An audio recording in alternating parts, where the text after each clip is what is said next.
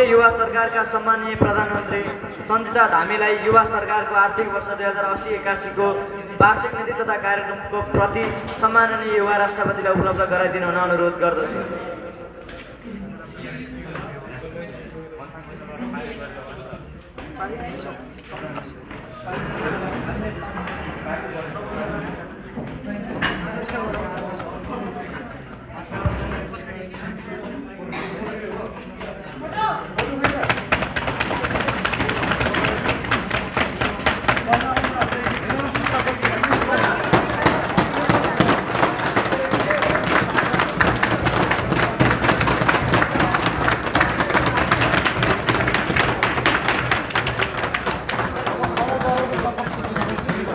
माननीय सदस्यहरू, अब म सम्माननीय युवा राष्ट्रपति महोदय श्री मीना राई ज्यूलाई सरकारको वार्षिक नीति तथा कार्यक्रम प्रस्तुत गर्न अनुरोध गर्दछु।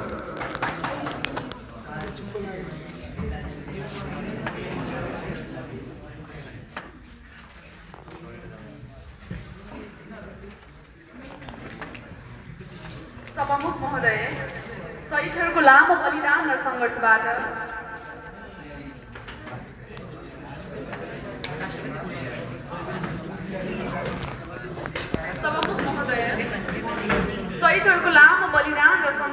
स्थापना भएको लोकतान्त्रिक सङ्घीय गणतन्त्र नेपालको युवा विकास, उन्नति र प्रगतिका लागि नमुनाका रूपमा सङ्घीय युवा संसद नेपाल समक्ष 2080-81 को वार्षिक नीति तथा कार्यक्रम पेश गर्न पाउँदा म अत्यन्तै हर्षित छु।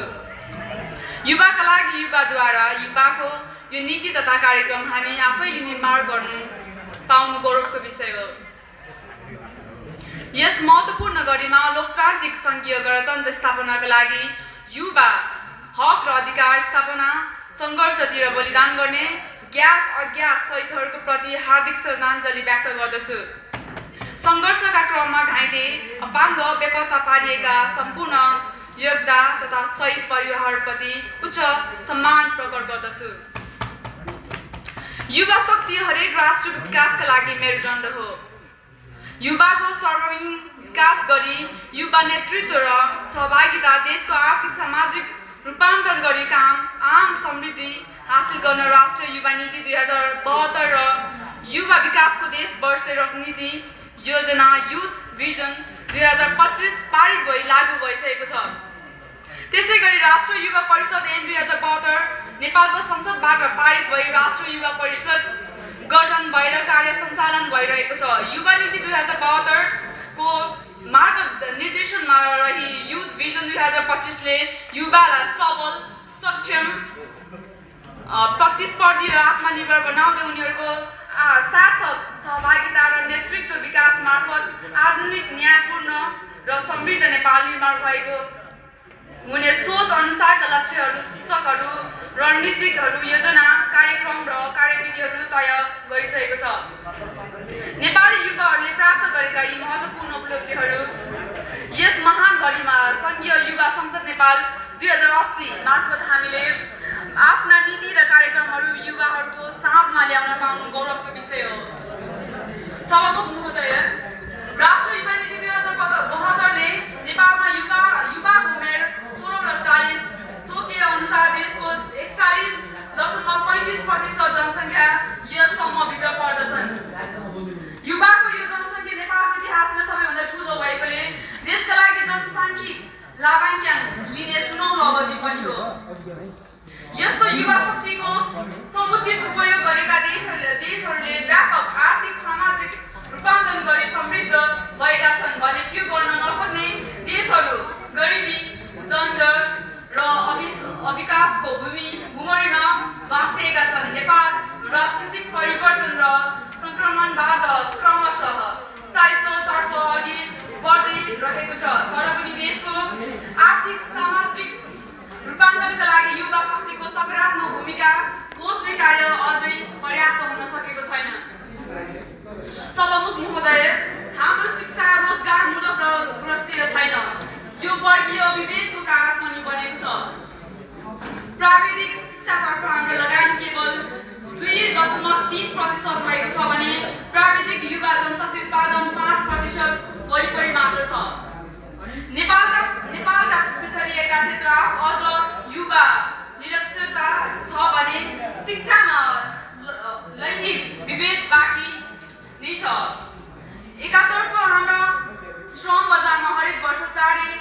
4 लाख युवा प्रवेश गर्छन् युवा प्रवेश गर्छन् भने अर्कोतर्फ हाम्रो देशमा हरेक वर्ष केवल 1 लाख युवालाई मात्र रोजगारी सृजना हुन्छ।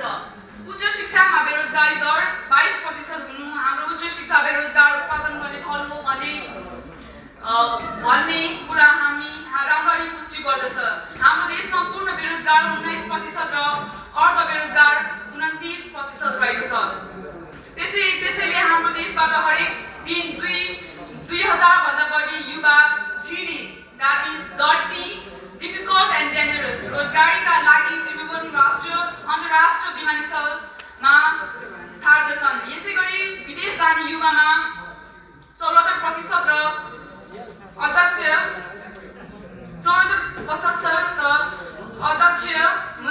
रहन्छन्। विशेषणको अधिकांश मात्र लीलासिता र उपवेशमा जान्छ भने केवल 2% मात्र पुनरुत्थानमा जाने गरेको छ।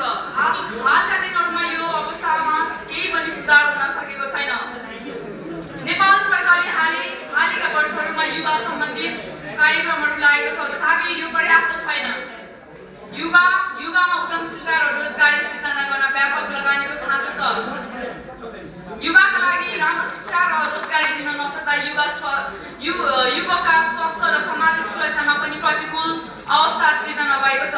युवाको मानसिक स्वास्थ्य र शारीरिक तन्दुरुस्तीका लागि खेलकुद र मनोरञ्जनमा लगानी विस्तार गर्न आवश्यक भएकोले नेपालको युवा विकासको उपयुक्त परिस्थितिलाई मध्यनजर गरी नीतिगत प्राथमिकता स्वरूप अनुरूप हाम्रो युवा सरकारले रणनीति दीर्घकालीन र अल्पकालीन कार्यक्रमहरू तय गरेको छ।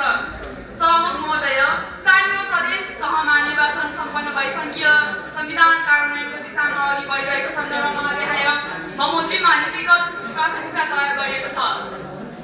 युवा नीति 2072 तथा युथ भिजन 2025 आत्मसात गर्दै 4 र 4 सफ्ट मार्गदर्शक सिद्धान्त र युवा विकासका 5 खम्बे रणनीति बमोजिम युवा विकासका कार्यक्रमहरू तय गरिएको छ। संयुक्त राष्ट्र सङ्घको विकास लक्ष्यहरू 2030 र युवाको शान्ति सुरक्षा र विकासका लागि संयुक्त राष्ट्र सङ्घको महासभा प्रस्ताव 2015 ले अघि सारेका युवा समृद्ध कार्यक्रम अवधारणा नीति तथा कार्यक्रमहरूसँगै युवाको विकास नीति तथा कार्यक्रमलाई आबद्ध गरेको छ।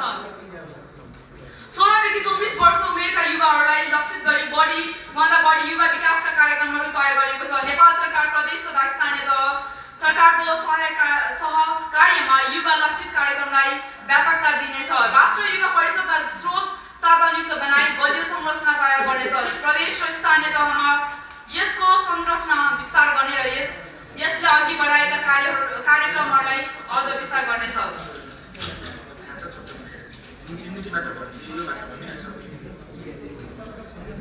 सभामुख महोदय, यो सङ्घीय युवा संसद नेपालको सरकारले नेपालको राष्ट्र समृद्धि, न्याय र समानताका लागि युवाले शिक्षा, स्वास्थ्य, रोजगारी, उद्यमशीलता तथा युवा परिचालन र नेतृत्व विकास लगायतका 10 वटा रणनीति महत्त्वका कार्यक्रम प्रस्ताव गरेको छ। सङ्घ, प्रदेश र स्थानीय सरकार लगायत दत्त निकायले अनुदान र सहकार्यमा यी कार्यक्रमहरू सम्पन्न गरेको छ।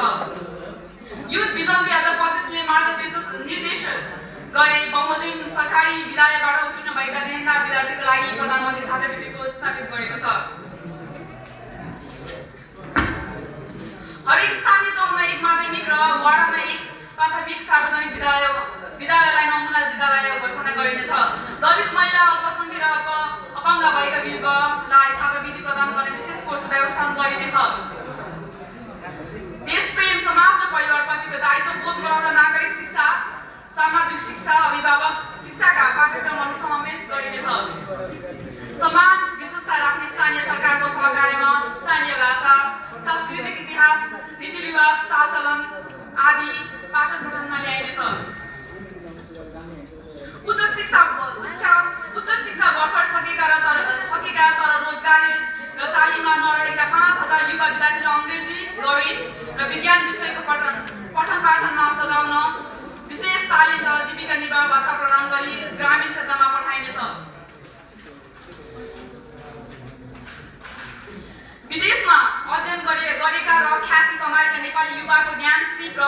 दक्षताको सदुपयोग गरी राष्ट्र निर्माणमा सघाउ पुर्याउन उनीहरूलाई विशेष सम्मान सुविधा र सहुलियत दिने व्यवस्था गरिनेछ। नेपाली युवाको सूचना प्रविधिको क्षेत्रमा दक्षता हासिल गरी रोजगारी सृजना गर्न सम्बन्धित निकाय सङ्घको सहकारी केन्द्रमा एक अन्तर्राष्ट्रिय स्तरको आइटी पार्क निर्माण गरिनेछ। विदेशमा रहेका नेपालीका छोराछोरीहरूलाई गैर आवासीय नेपाली सङ्घ र सम्बन्धित देशमा रहेको दूतावास सङ्घको सहकारी नेपाली भाषा कक्षा सञ्चालन र सांस्कृतिक आदान प्रदान कार्यक्रम सञ्चालन गरिनेछ। महोदय, नेपाली युवाका लागि उद्यमशीलता, रोजगारी र स्थिर विकास तत्काल सम्बोधन गर्नुपर्ने विषय हो।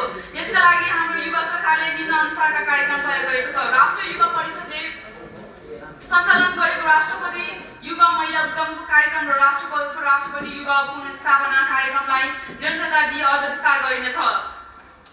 युवा स्वरोजगार कोष मार्फत शैक्षिक र तालिम सर्टिफिकेट ढिलो राखी 10,000 युवालाई उद्यम तथा व्यवसाय प्रस्तावमा अधिकृत ऋण प्रदान गर्ने प्रबन्धन गरिएको छ। युवा प्रतिभा उद्यमीको खोजी गरी प्रोत्साहन गर्न सहयोग गरिनेछ। हस्तकला, गलेछा, पश्मिना, ढाका तयारी, पोसाक प्रवर्तन लगायत स्वरोजगार उद्यमका लागि युवाका लागि तालिम, बजार पहुँच र प्राविधिक सहयोगको व्यवस्था गरिनेछ। महोदय, सभामुख महोदय, आय आर्जनमा गई नसकेका युवकलाई शिक्षा दीक्षामा परिवारले सबै खर्च धान्नु पर्ने अवस्थामा जटिल रोग लाग्ने मानसिक समस्या हुनु या अशक्त बन्नु स्वयं युवा, परिवार र समाजका लागि निकै पीडादायक विषय हो।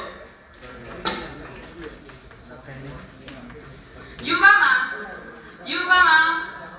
स्वयंसेवकीय भावना सिर्जना गरी राष्ट्र निर्माणमा सघाउ पुर्याउन समाजका लागि युवाको योगदान भन्ने नाराका साथ शिक्षा, स्वास्थ्य सुधार, वातावरण संरक्षण, प्राकृतिक विरोध, उद्धार, फोहोर व्यवस्थापन, विकास निर्माणमा आदि अभियान सञ्चालन गरिनेछ।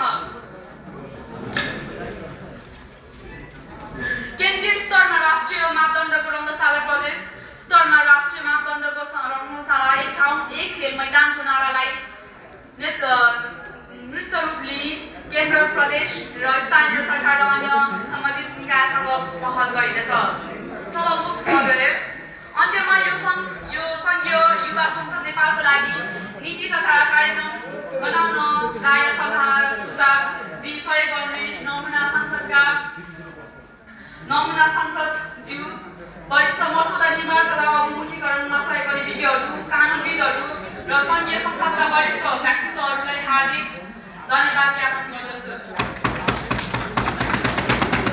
युवा स्वरोजगारका मुद्दाहरूलाई अघि बढाउन सङ्घीय युवा संसदको आयोजना गर्ने राष्ट्रिय युवा परिषद यसका पदाधिकारी र राष्ट्रिय सेवा कर्मचारीहरू अभिभावकीय भूमिका खेल्ने युवा तथा खेलकुद मन्त्रालयप्रति हार्दिक कृतज्ञता व्यक्त गर्दछु। अभिभावकका रूपमा हाम्रो यो सङ्घीय युवा संसद नेपालको नमुना अभ्यासलाई हामीलाई हौसला प्रदान गर्ने र युवाका उज्जवल मुद्दाहरू साँचो मानि सुनिदिनु हुने सम्पूर्ण महानुभाव तथा व्यक्तित्वहरूप्रति हार्दिक धन्यवाद ज्ञापन गर्दछु। आगामी दिनहरूमा युवा विकासका लागि तय गरिएका नीति, कार्यक्रम तथा योजनाको प्रभावकारी कार्यान्वयनका लागि सबैको सकारात्मक सहयोग प्राप्त हुनेछ भन्ने विश्वास व्यक्त गर्दै यसका लागि हरेक तहले सहयोग गर्नुहुने सम्पृक्त पक्षलाई पुनः धन्यवाद व्यक्त गर्न चाहन्छु। जय युवा।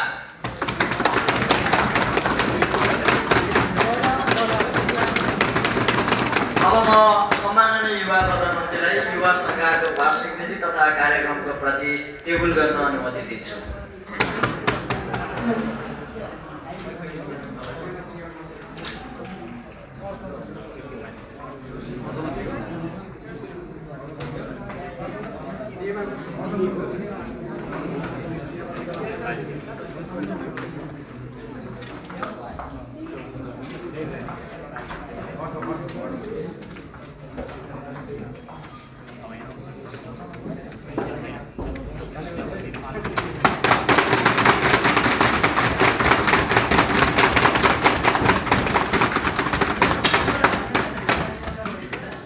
मान्य सदस्यहरू, अब म मान्य श्री प्रकाश कपालीलाई देहाय बमोजिमको धन्यवादको प्रस्ताव प्रस्तुत गर्न अनुमति दिन्छु।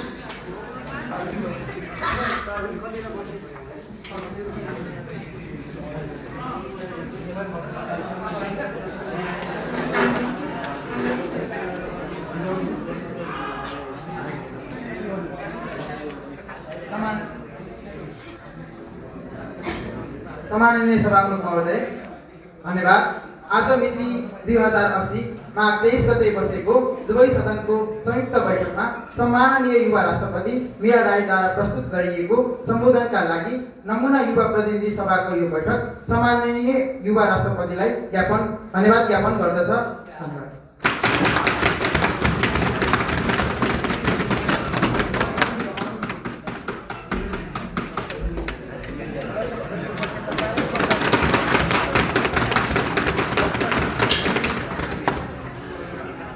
आज मिति 2080 माघ 23 गते बसेको दुवै सदनको संयुक्त बैठकमा सम्माननीय युवा राष्ट्रपति श्री मीना राईद्वारा गरिएको सम्बोधनका लागि नमुना युवा प्रतिनिधि सभाको यो बैठक सम्माननीय युवा राष्ट्रपतिलाई धन्यवाद ज्ञापन गर्दछ। माननीय सदस्यहरू, अब म मान्य श्री टेकेन्द्र उपाध्यायलाई उक्त प्रस्तावको समर्थन गर्न अनुमति दिन्छु।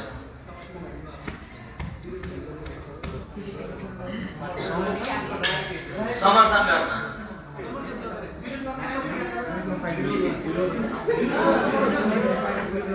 मान्य सदस्यहरू,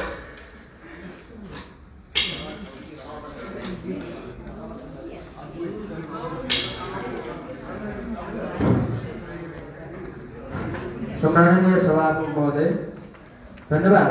आज मिति 2080 माघ 23 गते बसेको दुवै सदनको संयुक्त बैठकमा सम्माननीय युवा राष्ट्रपतिज्यूले सम्बोधनका लागि नमुना युवा प्रतिनिधि सभाले प्रस्तुत गरेको धन्यवाद प्रस्तावको समर्थन गर्दछु। धन्यवाद।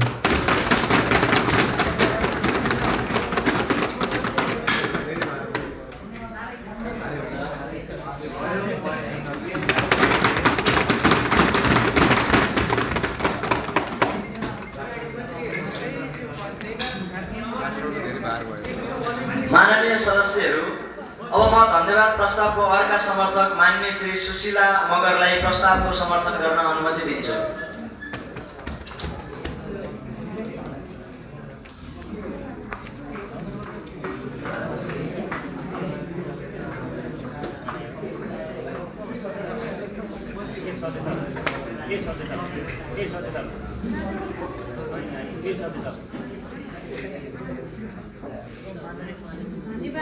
आज मिति 2080 माघ 23 गते बसेको दुवै सदनको संयुक्त बैठकमा सम्माननीय युवा राष्ट्रपति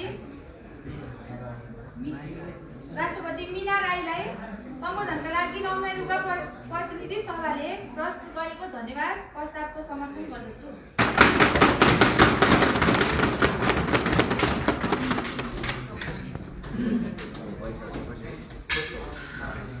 माननीय सदस्यहरू, अब म उक्त धन्यवादको प्रस्तावलाई निर्णयार्थ प्रस्तुत गर्दछु।